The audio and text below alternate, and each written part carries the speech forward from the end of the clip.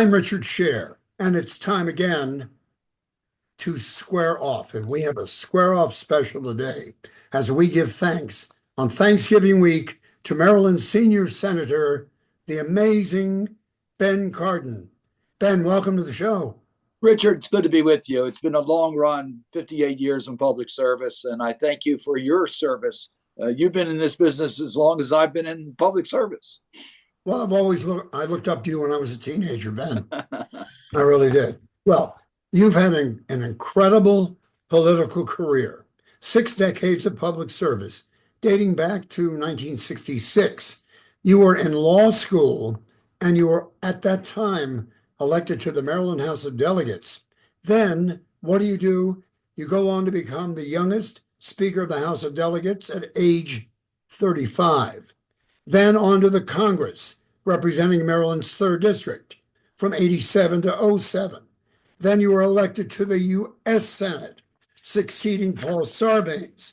And then when Barbara McCoskey retires, I can't choke up more, you become Maryland's senior senator. You become one of the most respected, hard-working, productive, popular senators ever.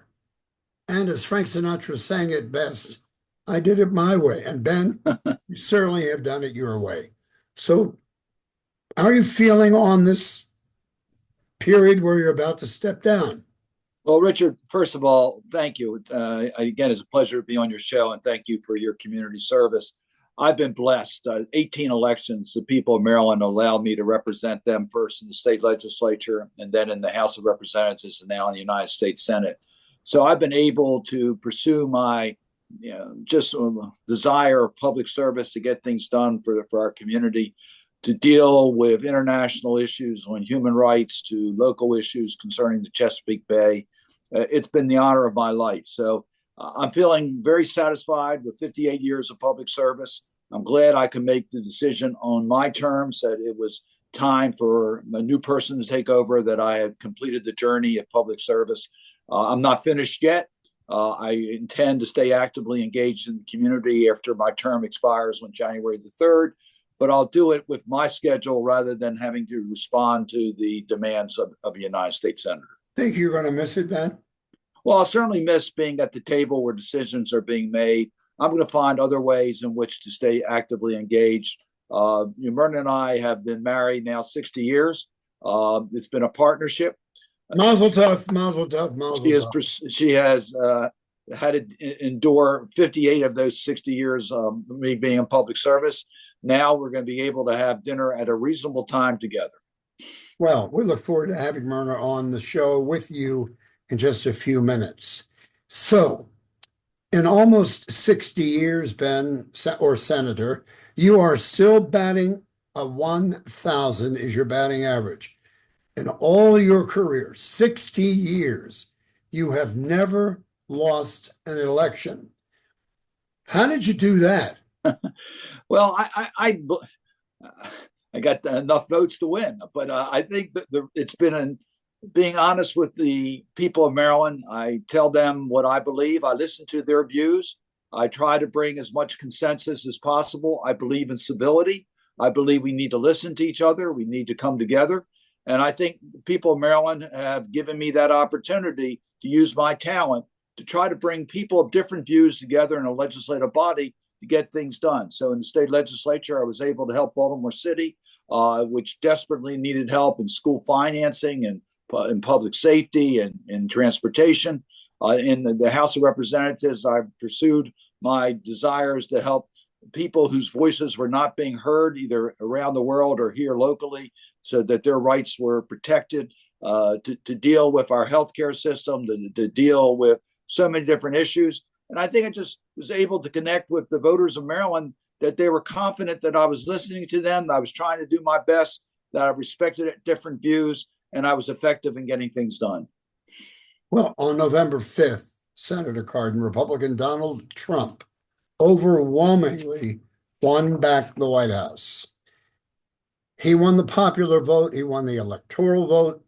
He had victories in each of the all-important swing states. And we're interested because I've read some of the things you've said. your thoughts and concerns about Donald Trump moving back into the White House and on day one imposing 25% tariffs on products from Mexico, Canada, and China. What do you think about President-elect Trump going back to president? Well, as you know, I strongly supported Kamala Harris for president of the United States. I worked very hard on election day to get the right team in place. The voters have spoken. Donald Trump was elected president of the United States. Now we all have to come together and do what's right for our nation. I do think there will be some damages caused under the Trump administration. I think people are going to get hurt. I think the priorities that are important to this country will not be pursued the way they should be. I think America's reputation globally will suffer on protection of democratic institutions. So I think there'll be some damage. But at the end of the day, America will remain the strongest democratic state in the world, the best place for hope and opportunity for all people. So I have confidence in America's future, but I do believe we have some rough days ahead of us. You said that you're concerned that some people will be hurt. You mean literally hurt? Yes, I think when you eliminate programs that are aimed at protecting our most vulnerable and underrepresented communities, that some people will suffer. They'll suffer with not having adequate food, adequate opportunity, adequate housing. So I do think, and then we need to be tolerant to people of diverse backgrounds. I think some immigrant communities, and I'm not talking about people who are not citizens of the United States. We have a large immigrant community in America. We're a diverse country. I think there will be people who will be damaged as a result of the Trump policies. The deportation that he promises will happen quickly. We've seen the new border czar down on the border saying, don't fool with us because we're going to get you out of here. That bothers you a lot? I want to see a sensible immigration and border policy for this nation. We worked bipartisan to get that done in this Congress, and Donald Trump blocked that. We do need to have an orderly system for people coming to America. We need to know who's coming into this country. You have to have the legal rights to get into America. So we need an orderly system, and we don't have that today. Congress has tried to deal with this. I think the way that Donald Trump is pursuing this is not the way that we need to go. The tariffs that eventually will occur as of day one, according to Trump. Aren't we, the consumers, going to be the ones that take the fall for the tariffs? Well, we can't be naive. There's no such thing as free trade today. And I think we have to be very careful by the policies that the People's Republic of China is pursuing in order to have an unfair advantage in our marketplace. So I think many of the policies that have been invoked during the Biden administration that Donald Trump is talking about as it relates to creating a level playing field, particularly with China, are issues that we need to take a look at. And tariffs can be part of that.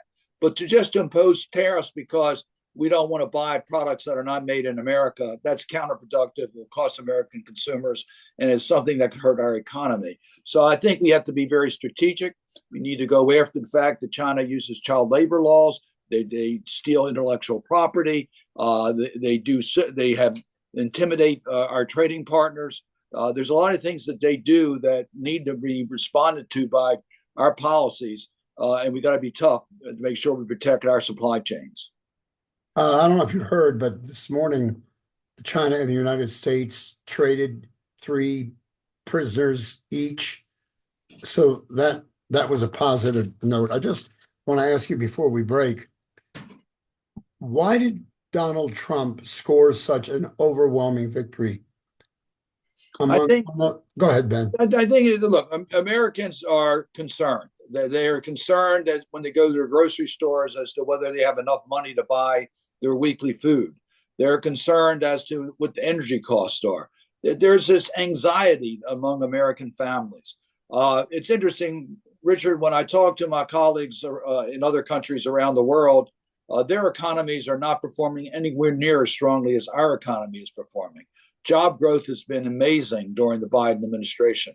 Our improvements to our infrastructure, our roads, our bridges, our ports, airports, all have been amazing during the Biden administration.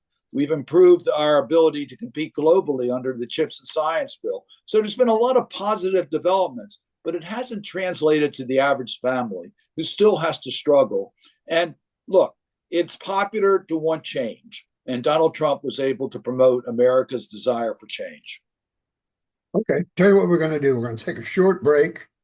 We're talking exclusively today with Senator Ben Cardin, who in January will step down, but you will never step down. You may step out of Washington, but you're too much of a go-getter and you're not going anywhere, believe us. Here, Ben, Senator, it's a shame you can't make a proclamation. Perhaps there's time to proclaim Howard Mallison, the voice of Squirrel, for some national medal. Howard, come on in. Oh, thank you. I'll take the medal. And welcome, Senator. We want to thank our 4 sponsors for making Square Off possible. Pappas Restaurants and Sports Bars voted best crab cake year after year by readers' polls, and it's Oprah's favorite. 4 locations with the newest in Bel Air. And Leading Edge Auto Body and Mechanical Repair want you to know that the insurance companies cannot tell you where to take your car. Call Leading Edge at 410-433-6433 or visit them at 5807 Falls Road in the heart of Mount Washington. And our good friend, attorney Barry Glazer, who will help you get the compensation you're entitled. Barry has a doctor and nurse on staff. So for personal injury, medical malpractice, or nursing home neglect, give Barry a call at 410-547-8568. And your friendly neighborhood Double T Diners, from Route 40 West to Annapolis and everywhere in between. The Double T Diners are the area's #1 choice for breakfast, lunch, and dinner. Double T, totally terrific. Now back to you, Richard. All right, we're back with Senator Benjamin Lewis. My middle name is also Lewis, Senator. I didn't know. And I just wanted to say that, well, I wanted to ask you about President-elect Trump's cabinet, the cabinet that he has nominated. Well, I should follow my mother's advice, which is if you don't have anything nice to say, you shouldn't say anything. I can tell you, though, in regards to Marco Rubio for Secretary of State, I work with Marco Rubio. I think he is qualified, a good person. We don't agree on several issues, but I think by and large, he is competent and qualified to be the Secretary of State. And I think he'll bring more attention to our own hemisphere, which I think is important for our foreign policy. There are many of the people that he's appointed to office that, to me, do not have the qualifications. But that's what the confirmation process is all about, to vet each of these nominees. For the United States Senate to get all the material they can on background on each of the nominees, to have a nomination hearing, let the senators ask those questions. Let's see how they perform. Let's see how they do. And then the Senate, by vote, to decide whether they should be confirmed or not. That's the process that should be used. And I'm hoping that my colleagues in the Senate next year will go through the normal confirmation process for each of these nominees. Yes, but President-elect Trump has the majority in both houses. And as you said, the bipartisan border bill that you guys and ladies had worked out seemed to be a great remedy. And then Trump just got the word out, nope, I need it as an election object. And so they voted it down. I don't understand it. But remember, they have 53 Republican senators. They're going to need a majority in order to be able to get confirmations. We've already seen in the Matt Gaetz case where the senators rejected the nominee before he even went through the vetting process. I expect you're going to find some Republican senators. They've already expressed concerns about some of these nominees. So let's see how the confirmation process goes. The Senate historically has been very clear about its independence, particularly when there's serious issues raised about nominees. Okay. Now, can we get to the good part, Senator? Sure. Would you invite the amazing Myrna Cardin to sit next to you and to join? Yes, for more than 60 years of marriage, but she's been by my side for many more years than that. We met, as you know, in elementary school. So it's been a partnership all of our life. So it's appropriate that she is with us today. Myrna, Yes, Richard. It's great to see you. Thank you for agreeing to do this. We hope that your talent fee is adequate. Okay? So you two lovebirds been married almost 60 or you have been 60? We're past 60, 60 by 3 days. Really? How'd you meet? How'd you guys meet? In what school? Liberty School. 64. School 64, we love Yeah. you. Did you meet at June Joints?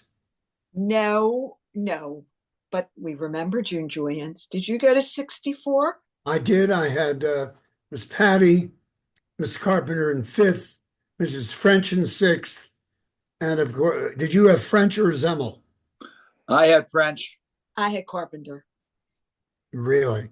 Was it love at first sight, do you think, with you two? No. Well, let me say this. Wait a minute. Myrna, I don't know how I was so adorable. Well, you were cute then, and you're very cute now, Senator. Both of you, getting serious now, are staunch supporters of Israel.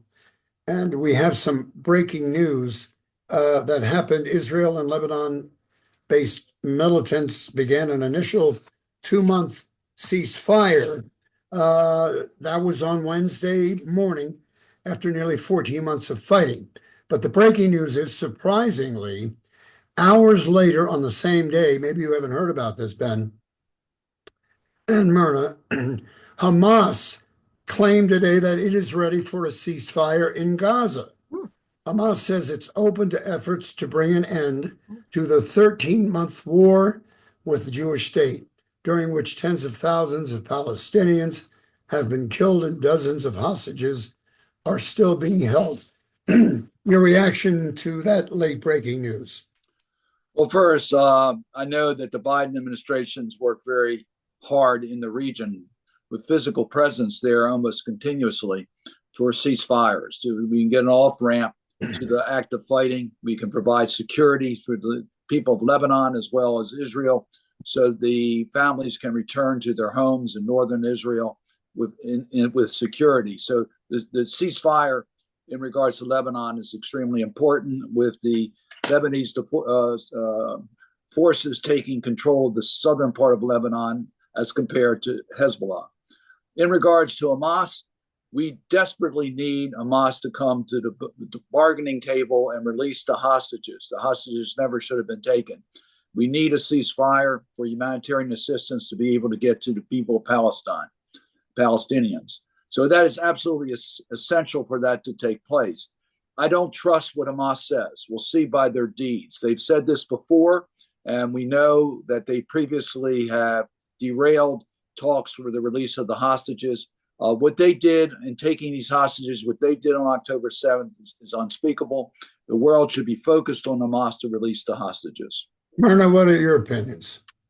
So I think Ben and I first went to Israel in 1974, and we've been back a lot of times, sometimes as a tourist, sometimes with Congress. We went for one of our grandchildren's bat mitzvahs. So it's ingrained in me, Richard. It's part of me. And we have a lot of conversations about this. I can only hope that what you just read bears fruit, because there is something that we say Psalms for people who are ill. And I'm part of a group that says Psalms every day for the release of the hostages and the soldiers. And so it's really a part of us. I mean, it just is. So we hope and we pray. We have no idea how many of those hostages are still living. Right. There's quite a few who have been killed or who have died along the way. And so it's been a terrible situation. Myrna, I'm going to lighten up a little bit, call you super spouse, because everyone watching Square Off, and there are thousands now, thanks to those that have tuned in to squareoff.net, who are wondering, what has it been like for you to be a senator's wife for almost 60 years, or at least a politician, public servant? Richard, I often think about this. We didn't have any life plan where Ben said, I'm going to be a U.S. Senator one day. He ran because there was an opening for the House of Delegates, and he really loved it, and he was good at it. I thought he was just going to practice law. But you've known Ben for a long time, too, and I have this confidence in him that if this is what he wants to do, it's going to be good. I would tell you that it's chaotic, and its schedules are constantly changing, and dinners go in the refrigerator and then they go in the trash. Ben and I both like a sense of order, and that's hard. It's really hard to keep that up. Having said that, I've met amazing people thanks to what Ben is doing. And Who have you met, Myrna? Some of the people gosh, you've met. the Dalai Lama one day was in Ben's ceremonial office. We've met. Ben was just a delegate to the UN, and I went with him.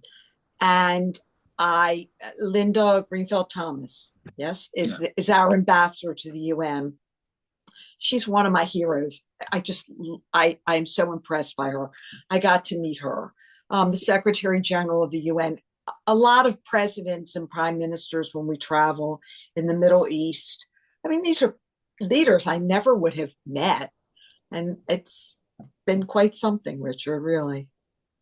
Ben, you smiled while Myrna was talking. What were you smiling about? No, it's one of the great things about the positions I've held is the people I get to meet and talk with and be with. Next week, I'll be with King Abdullah from Jordan, and we'll talk about what's going on in the Middle East. And it'll be in a private meeting and private discussions, and we'll get candid views. I've met with some of the most challenging world leaders and had a chance to talk with them about world issues. And Myrna's joined me in many of those opportunities. So it's been just an amazing opportunity to be able to have that type of conversations with people who affect the future of our world. Well, you've done great things. You did a great job. You've done a great job. I'm felling over you, but that's okay. That's okay. On a more real serious note, your reaction to this unbelievable rise of anti-Semitism around the world. What are your thoughts? Some people are likening it to Nazi Germany, for instance. Well, Richard, one of my major crusades is that we want people to have a better understanding of history.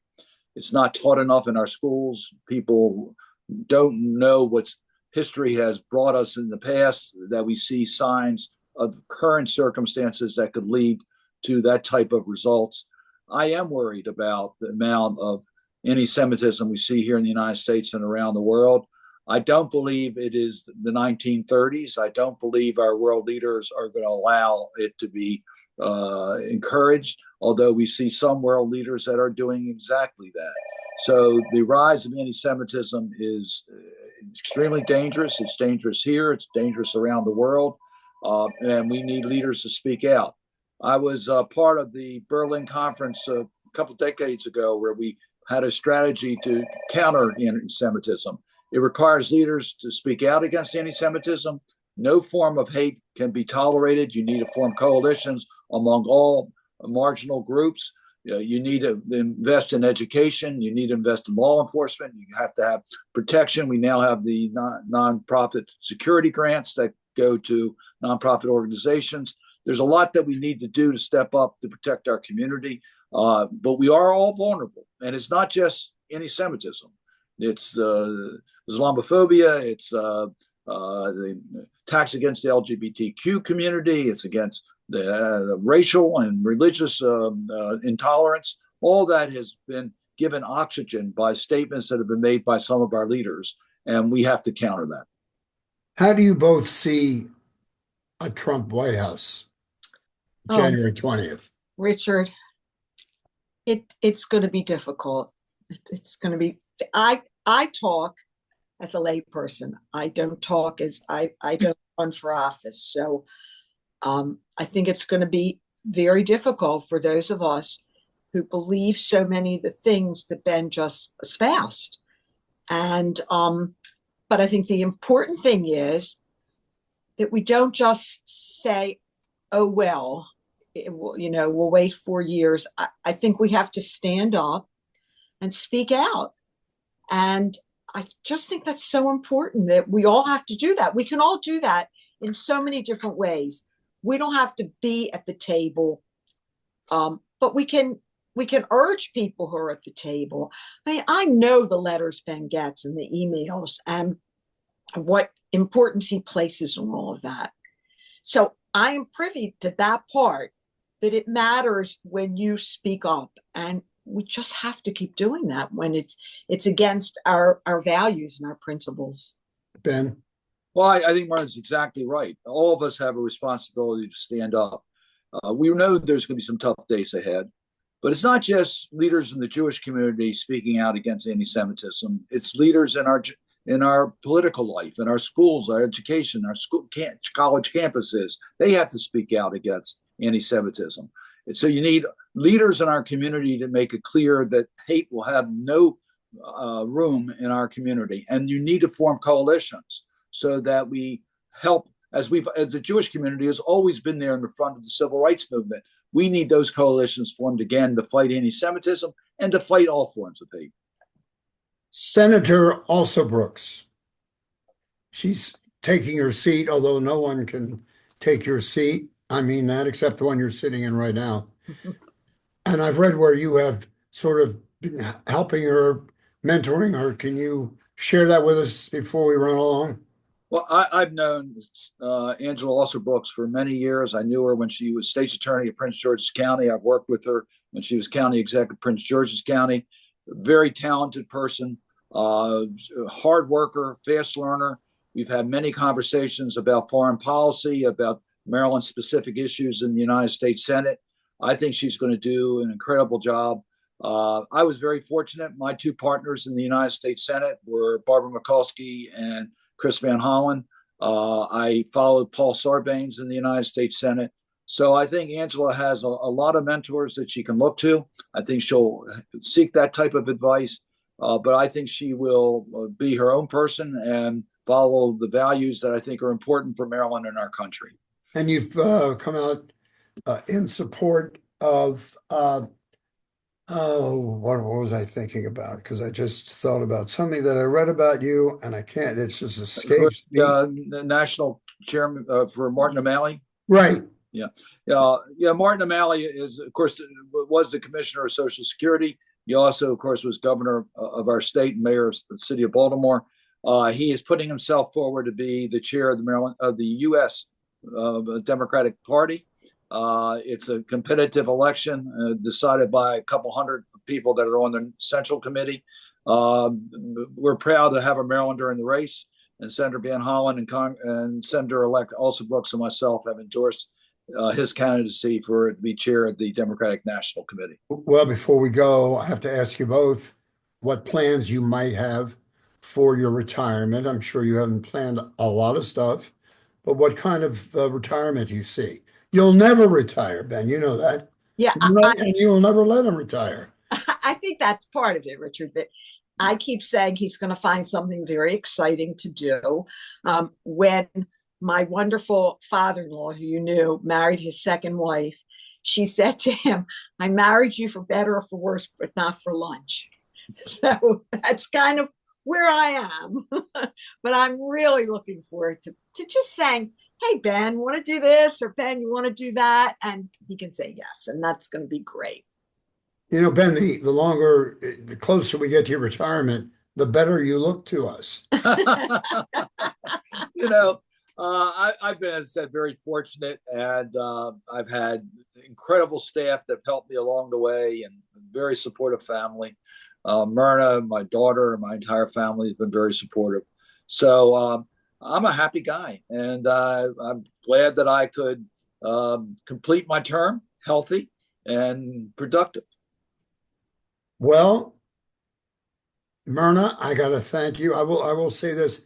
I asked Ben, I said, Ben, Senator, do you think that when we do this exclusive interview on Square Off, charming Myrna would also join us? He said, Don't ask me. That's right. I can't speak for Myrna. Check with her. She is her own voice. Right. So Myrna, thank you so much for participating. And Senator, good luck to you both. Thanks, Richard. Richard, stay well, and it's always good to see you.